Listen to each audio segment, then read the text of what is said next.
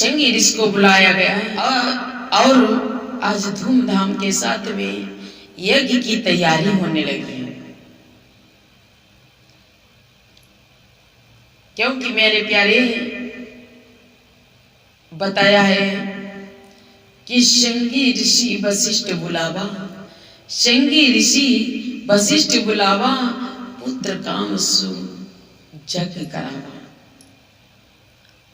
और भगत सहित मुनि आहुति दीनी, भगत सहित मुनि आहुति दीने, प्रकटे अग्नि चारु कर लीने। आज संगी ऋषि जी को बुलाया गया, संगी ऋषि को बुलाया गया और भक्ति के साथ में आहुति दी गई। जिस समय भक्ति के साथ में आहुति दी गई और जितनी हवन सामग्री थी सारी की सारी हवन सामग्री सोहा हो गई, लेकिन अब तक अग्निदेव प्रसाद लेकर के नहीं आए। जब अग्निदेव प्रसाद लेकर के नहीं आए तो उसी समय संगी ऋषि सोचने लगे, अरे जितनी हवन सामग्री थी उतनी की उतनी सारी हवन सामग्री सोहा हो गई, लेकिन अब तक अग्निदेव प्रसाद लेकर के नहीं आए, क्या कारण है? तब तक याद आ गया गौ माता का। गौ माता का जैसे ही ध्यान आया है, बोल उठे राजन, महाराज दशरथ जी से बोल उठे संगी ऋषि, हे राजन, गाय के घी के द्वारा सुंदर पकवान तैयार किए जाएं। गाय के दूध द्वारा सुंदर खीर तैयारी की जाए। उसी समय जैसे ही महाराज दशरथ जी ने आदेश पाया है, उसी समय मेरे प्यारे सुंदर हवि तैयार होकर के आ गई। आज उसे मिला करके जब आहुति दी गई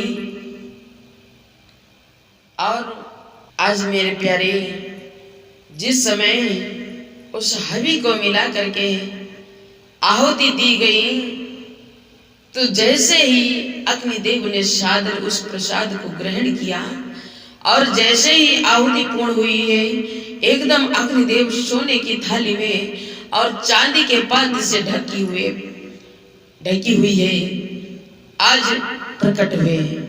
प्रेम से बोलिए अग्निदेव महाराज की जय हो। उसी समय अग्निदेव सादर प्रसाद को लेकर के प्रकट हो गए और एकदम अग्निदेव कहने लगे, बोले राजन, ये प्रसाद लो जो कुछ है।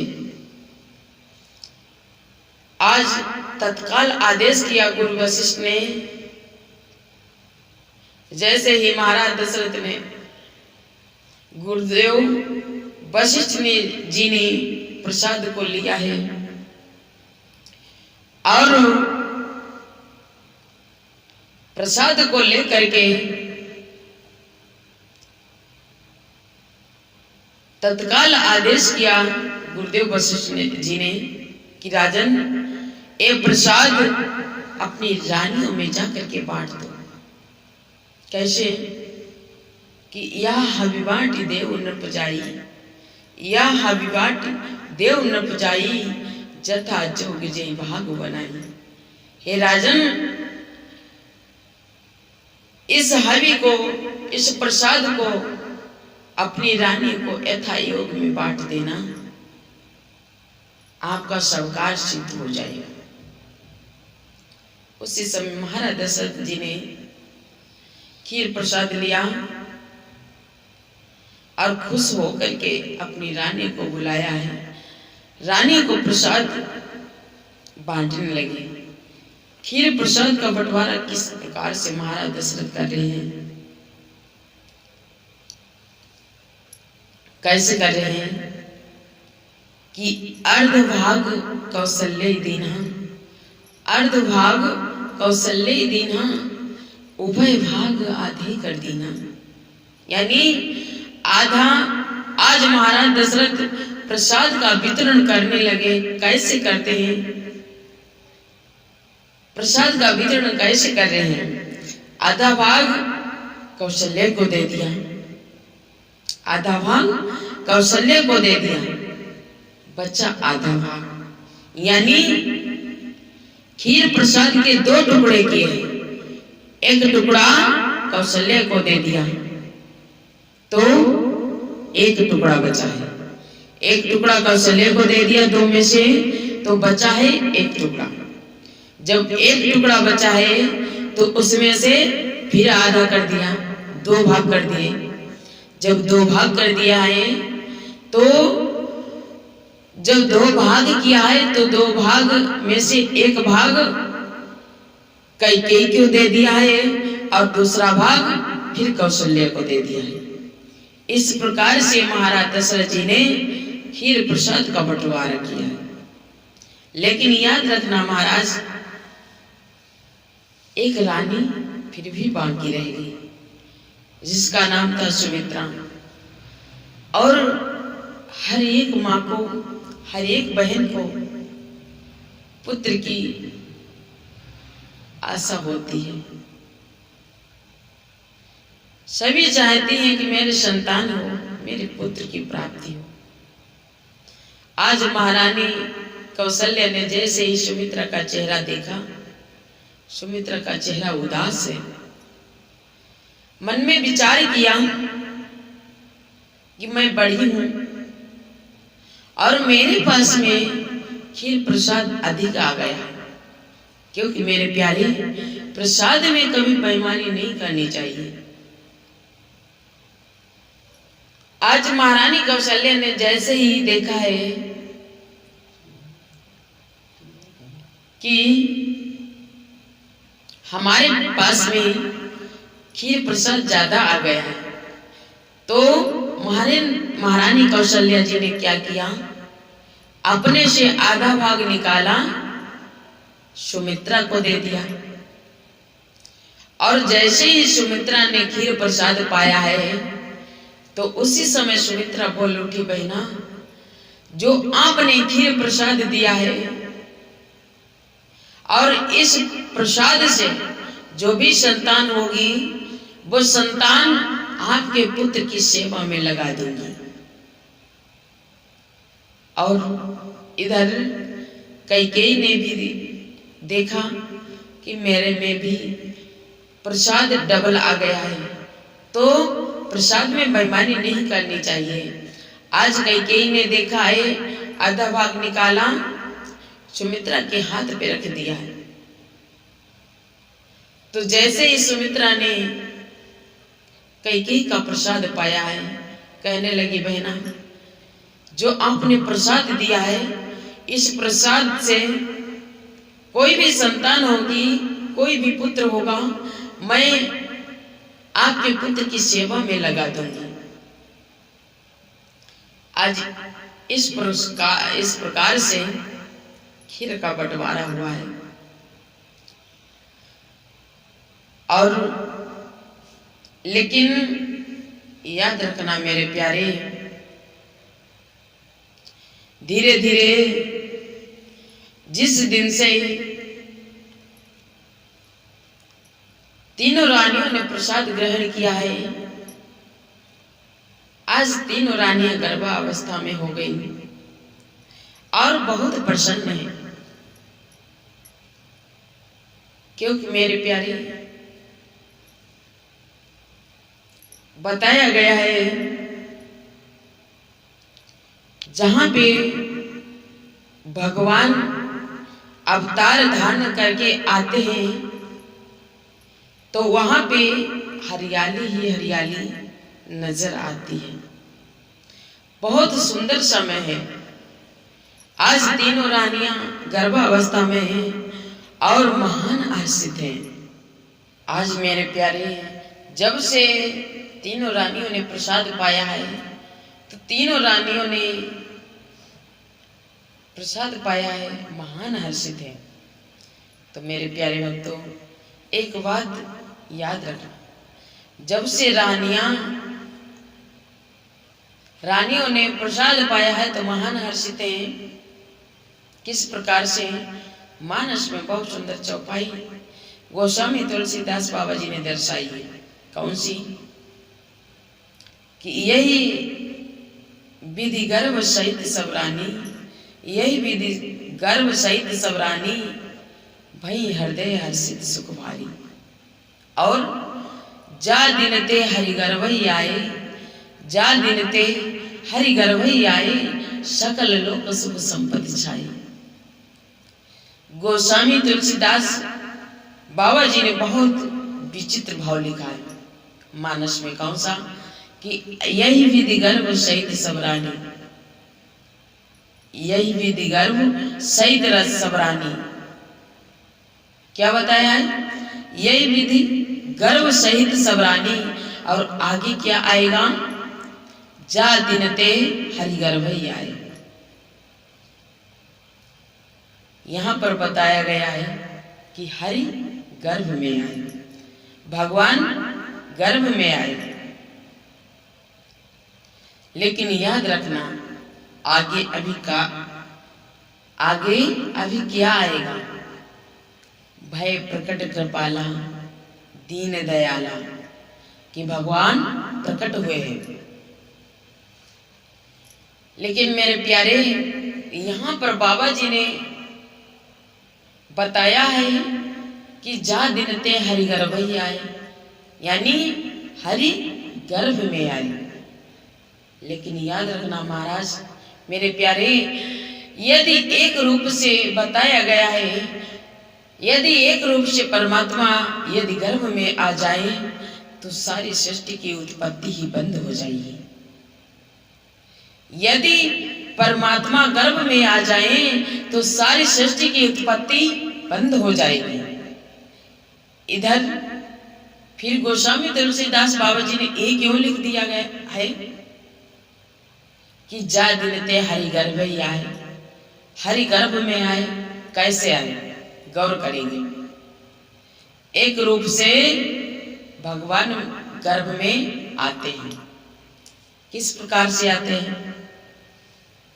एक बार की बात है कि मैया लक्ष्मी जी और भगवान विष्णु क्षीर सिंधु में शेषनाग की सैया पर शयन कर रहे थे। मैया लक्ष्मी जी भगवान विष्णु की सेवा कर रही थी। इतने में उसी समय भगवान विष्णु ने अपने आंखें बंद कर ली। जब आंखें बंद की हैं और थोड़ी देर के बाद में आंखें खोली हैं, तो मैया लक्ष्मी भगवान विष्णु से कहने लगी है, स्वामी अभी आप आंखें बंद करके किसका ध्यान कर रहे थे, किसका चिंतन कर रहे थे? तो भगवान कहने लगे हैं, देवी देखिए, इस संसार में बहुत से हमारे भक्त हैं, उन्हीं का मैं चिंतन कर रहा था, उन्हीं का मैं ध्यान कर रहा था। आज मैया लक्ष्मी कहने लगी है, स्वामी इस संसार में आपका कौन भक्त है? अरे इस संसार में आपका भक्त कोई नहीं है, आपको इस संसार में कोई नहीं चाहता है। इस संसार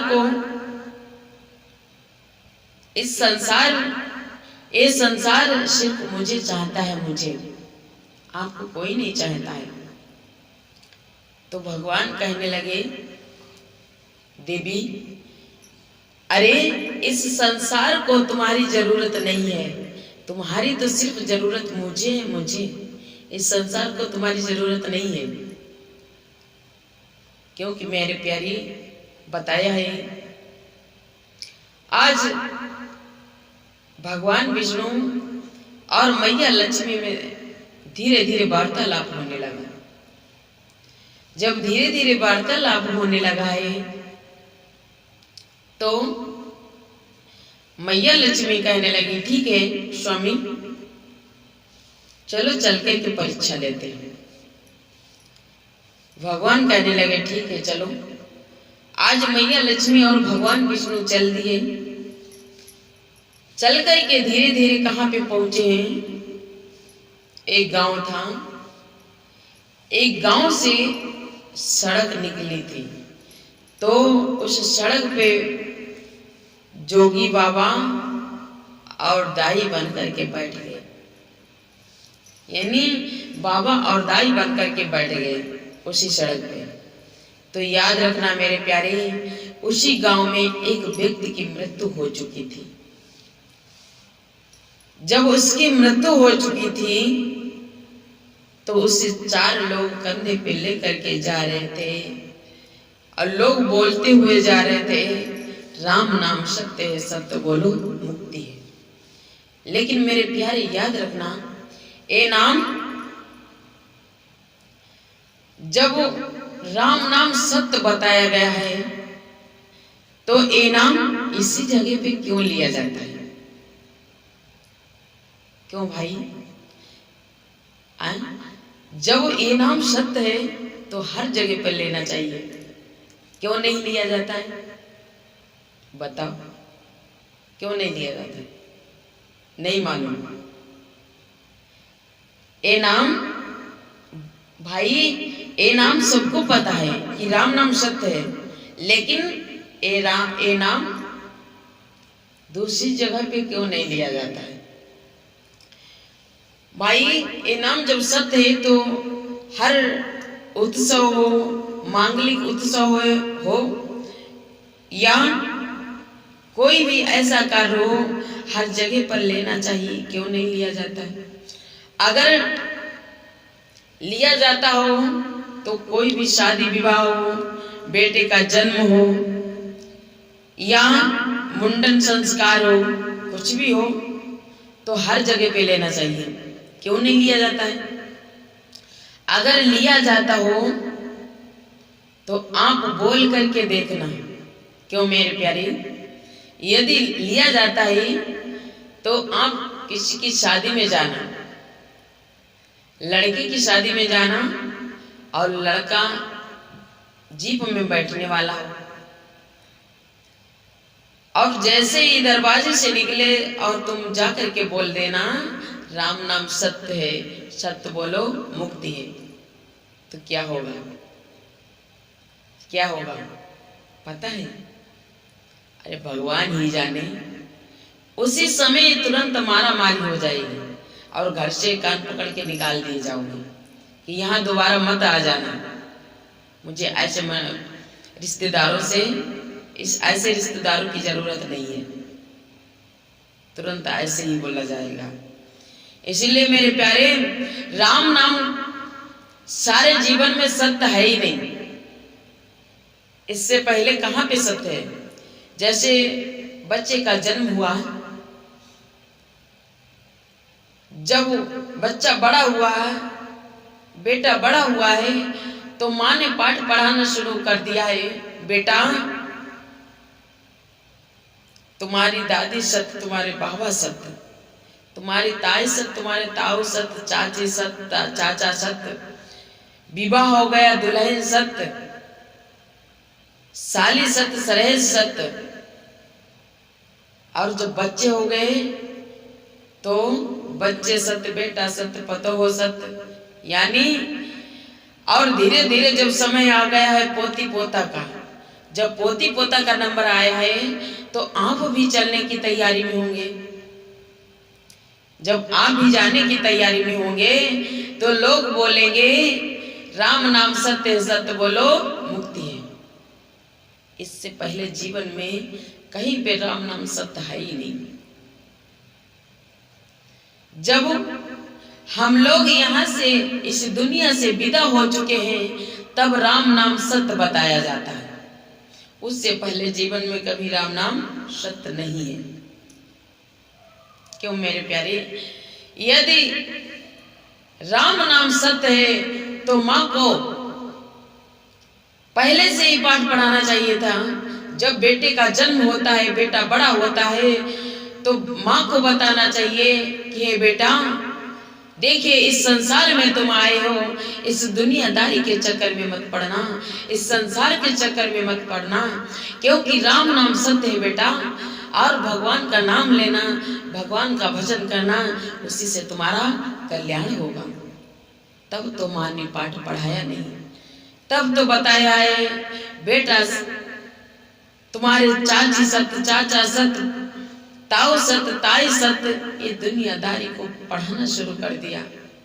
लेकिन प्यारे, जब एक दिन इस दुनिया को छोड़ करके जाने लगे, तब लोग बोलते हुए जाते हैं कि राम नाम सत्य है, सत्य बोलो मुक्ति। अरे अब इस नाम को लेने से क्या फायदा? जिस समय हम लोगों को ये नाम लेना चाहिए तो उस समय तो हम लोग लेते नहीं, भगवान को नहीं याद करते हैं। और जिस समय इस दुनिया को छोड़ करके जाते हैं तो कहते हैं राम नाम सत्य है, सत्य बोलो मुक्ति है। तो इस नाम को लेने से क्या फायदा? कुछ नहीं फायदा है। क्योंकि मेरे प्यारे, इतना सुंदर शरीर दिया है मेरे भगवान ने, इस मनुष्य को कितना सुंदर बनाया है। क्योंकि मेरे प्यारे, यदि मनुष्य अपनी पे आ जाए तो साक्षात भगवान को पा सकता है। क्योंकि इतने इतने लोग ज्ञानी हुए हैं, भक्त हुए हैं, जिन्होंने साक्षात भगवान के दर्शन पा लिए। जैसे भक्त ध्रुव हुए, भक्त प्रहलाद हुए, उन्होंने भक्ति करके साक्षात भगवान के दर्शन कर लिए हैं। 42 की उम्र में भगवान के दर्शन कर लिए हैं भक्ति करके। लेकिन हम आप बूढ़े हो जाते हैं, चौथी अवस्था आ जाती है, फिर भी पोती पोता में पड़े रहते हैं, परिवार में पड़े रहते हैं, इस माया जाल में पड़े रहते हैं, भगवान को बिल्कुल भुला देते हैं। जब अंतिम समय आता है तब उस भगवान की याद आती है। वैसे कभी भगवान को याद नहीं करते। तो मेरे प्यारे, आज धीरे धीरे लोग मुर्दे को लेकर के जा रहे हैं शमशान घाट पे। लोग बोलते हुए जा रहे हैं राम नाम सत्य है, सत्य बोलो मुक्ति है। तो उसी समय भगवान विष्णु कहने लगे, हे देवी देखो, ए मेरे भक्त अब हमारा नाम लेते जा रहे हैं, सुन लो, जा रहे हैं या नहीं। तो मैया लक्ष्मी उसी समय कहने लगी, हे स्वामी अगर कहो तो मैं अभी तुम्हारा नाम बंद करवा दूं। तो भगवान मुस्कुराने लगे और कहने लगे, हे देवी तुम्हारी इतनी ताकत नहीं है जो ये मेरा नाम लेना बंद करवा दो। कहा चलो ठीक है, सुन लो, देख लो। उसी समय मैया लक्ष्मी ने क्या किया? मैया लक्ष्मी ने सोना बरसाना शुरू कर दिया। जो 4 व्यक्ति उस मुर्दे को लिए जा रहे थे और उसके पीछे एक मलिया और कंडा लिए जा रहा था, और उसके पीछे नातेदार लोग थे, और नातेदारों के पीछे गांव वाले थे, गांव वालों के पीछे एक वो व्यक्ति था जो उसके एक बार आंख में चोट लग गई थी। सबसे पीछे वही व्यक्ति था जिसके एक बार आंख में चोट लगी थी। सबसे पीछे वो व्यक्ति जा रहा था। तो मैया लक्ष्मी ने क्या किया? मैया लक्ष्मी ने उसी समय सोना बरसाना को शुरू कर दिया। मेरे प्यारे, जब सोना बरसाना शुरू कर दिया तो जैसे ही जो 4 व्यक्ति मुर्दे को लेकर के जा रहे थे उन्होंने देखा है तो विचार करने लगे कि ऐसा करो, इसको साइड में रखो, पहले सोना बीनो, बाद में जो होगा वो देखा जाएगा। तो एक कहने लगा, अरे क्या पागल हो गए हो?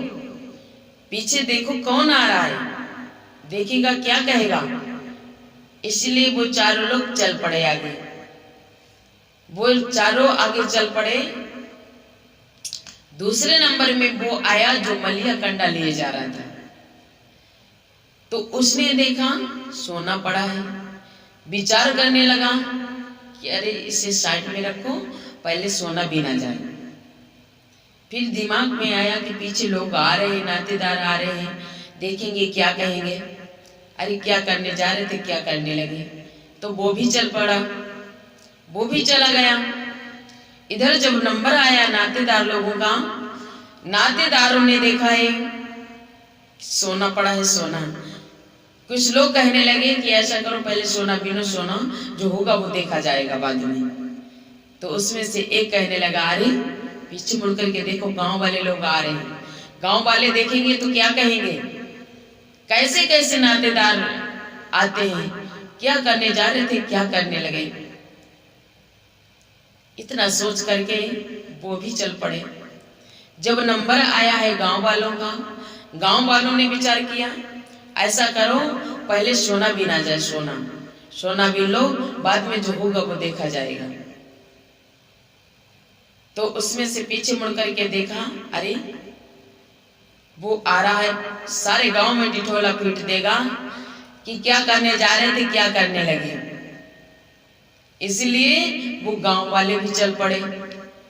जब नंबर आया है उस व्यक्ति का जिसके एक बार आंख में चोट लगी थी, जब उसी का नंबर आया है तो उसने सोचा, यदि मैं सोना बीनता हूं तब भी मुझे लोग अच्छे नहीं कहेंगे, यदि मैं सोना बीनता हूं तब भी मुझे लोग अच्छा नहीं कहेंगे, और यदि नहीं बीनता हूं तब भी मुझे लोग अच्छा नहीं कहेंगे।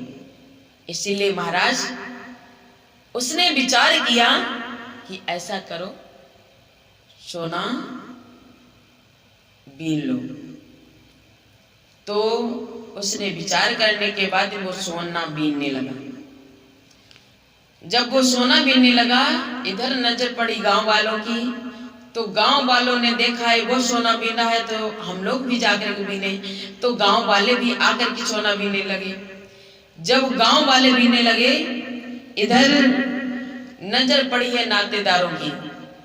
जब नातेदारों ने देखा है, नातेदार भी आकर के सोना बीनने लगे। और जब वो नंबर आया है, मलिया कंडा लिए जा रहा था, उसने देखा, उसकी नजर पड़ी, वो भी उसने मलिया कंडा साइड में रख दिया और आकर के सोना बीनने लगा। मेरे प्यारे, धीरे धीरे जब नजर पड़ी है, वो 4 लोग जो शमशान घाट मुर्दे को लिए जा रहे थे, उन्होंने देखा है, उन्होंने उस मुर्दे को साइड में रख दिया और आकर के सोना बीनने लगे। जब सारे लोग आकर के सोना बीनने लगे, तो उसी समय मैया लक्ष्मी कहने लगी, सुनिए प्रभु, देखिए अब तो आपका नाम सुनाई नहीं दे रहा है, अब कहाँ चला गया आपका नाम। वैसे तो आप कह रहे थे कि हमारा इस संसार में आपको कोई नहीं चाहता है, सिर्फ मुझे चाहता है, लेकिन इस समय स्वामी आपका नाम कहाँ चला गया। तो स्वामी मुस्कुराने लगे और कहने लगे, हे देवी, अभी तुम्हें इस दुनिया के लोग नहीं चाहते हैं। अरे क्या स्वामी अभी नहीं तुम्हें दिखाई दे रहा है? अरे अब तो देख लो, सारे लोग सोना बीनते हैं या नहीं बीनते हैं। तो भगवान कहने लगे, ठीक है देवी, मैं मानता हूं कि सारे लोग सोना बीनते हैं, लेकिन मैं जब मानूंगा कि इस दुनिया के लोग तुम्हें चाहते हैं, मैं जब मानूंगा इस दुनिया के लोग तुम्हें चाहते हैं, जब ये सफेद चादर ओढ़े पड़ा हुआ है वो उठे और उठ कर के सोना बीने, तब मैं समझूंगा इस संसार के लोग तुम्हें चाहते हैं। तो मैया लक्ष्मी कहने लगी, अरे स्वामी आप कैसी बातें कर रहे हैं, वो तो मर चुका है, मर चुका है, वो तो मुर्दा है, मुर्दा कैसे उठेगा। तो भगवान कहने लगे, बस देवी यही तो बात है, इसीलिए क्योंकि बताया गया है, छिट जल पावक गगन समीरा, छिट जल पावक गगन समीरा, पंच रचित अति अधम शरीरा। इसीलिए बताया है, एक पंच तत्व द्वारा रचित शरीर अधम और चेतन कब हुआ है, जब इसमें छठा अंश ईश्वर का मिला है। इसीलिए बताया गया है ईश्वर अंश जीव अविनाशी, ईश्वर अंश जीव अविनाशी, चेतन अमन सहज सुख राशि। इसमें इसके अंदर क्या नहीं है, इसके अंदर मैं नहीं हूं, मैं, तभी इसको तुम्हारी चाहना नहीं है। और इन लोगों के अंदर मैं हूं, इसीलिए ये लोग तुम्हें चाहते हैं। इसीलिए गोस्वामी बाबा जी ने लिखा है क्या कि जा दिन ते हरि गर्भ ही आए, जा दिन ते हरि गर्भ ही आए, सकल लोक सुख संपत्ति छाए।